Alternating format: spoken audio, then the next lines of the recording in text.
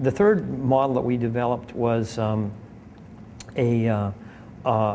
would now be referred to as a small jumbo. It's our F model, and it's one of the most sexiest shapes. It's very round.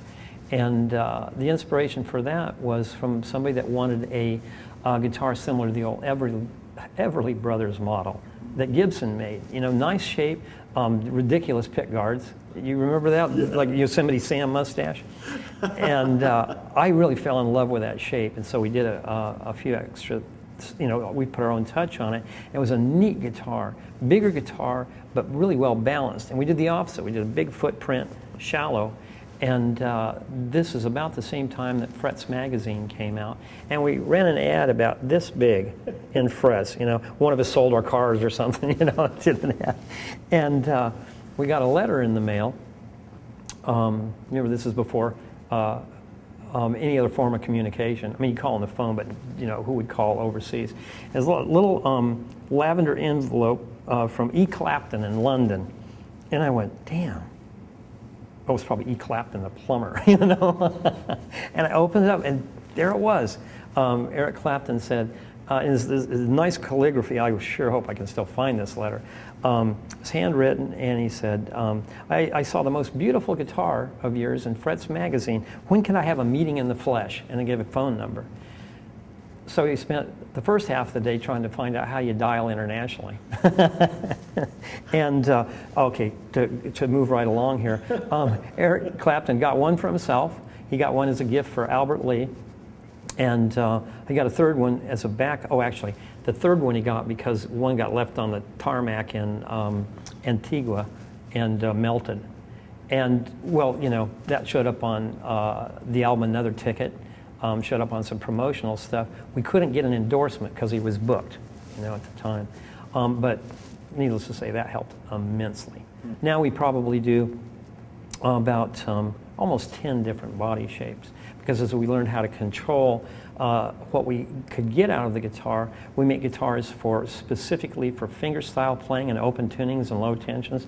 We make a bluegrass dreadnought that's pre-war in Presence, big booming bass. We make a bluegrass dreadnought that's more contemporary, not overwhelming in the bass for a single line lead and everything in between, and many hybrids of all of that for the custom stuff. So try to keep our catalog from being horribly confusing. We keep it to about 12 models.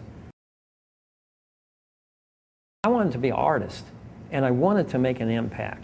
Again, ego-driven, but I wanted to make a mark. And I wanted to do artistry. So doing custom stuff was really, really much more fun than, making cookies. And that's what people were asking for at the same time. As people began to hear about us, and mind you, we had no market in Santa Cruz until we've been in business well over 10 years, because people don't expect to, get the guitar of their dreams across town. It needs to come from New York or Italy or something like that. And so people were hearing about us from our ads in Frets, and then we got some editorial in Frets. So we're getting mail from around the world, and people were looking for something they couldn't get. Custom shops hadn't developed in the factories at that point because demand. Martin was still all aglow from the folk boom and year back order, that they figured they'd just make what they want. It's a lot more profitable than doing custom stuff. So anyway, it is market demand. That's what people wanted. And one of the things that the specialty that we had is from my original intent to be able to control the sound of the guitar.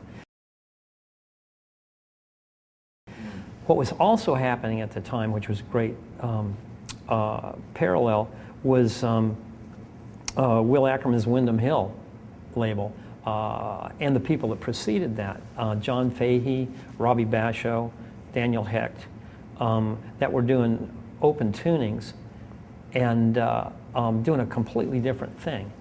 And Michael Hedges really, and all those guys came through our shop before they were really well known. And I started paying attention to this phenomenon and realizing that these guys were playing on dreadnoughts, and it was just not right, But to make a guitar form that was more evenly balanced, had complexity of overtones, and sustain was perfect for it.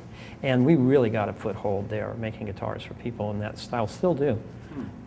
Even though market-wise, a lot of people think of us as making more, more Martini Martins from pre-war. We have a real big following in fingerstyle and things like that. I wish we had a nice catchphrase. The salesman likes to use the tagline, the original boutique guitar company, that doesn't tell you anything. I purposely keep the company small in order to get the best materials and the most passionate people. I know everybody's name, their sweetheart's name, their dog's name, and we communicate, which is really the key to our super high quality, that communication. And so we still are a boutique guitar company. I'm not chasing Martin. I don't want to be the next Taylor. I'm really happy with exactly what I'm doing right now.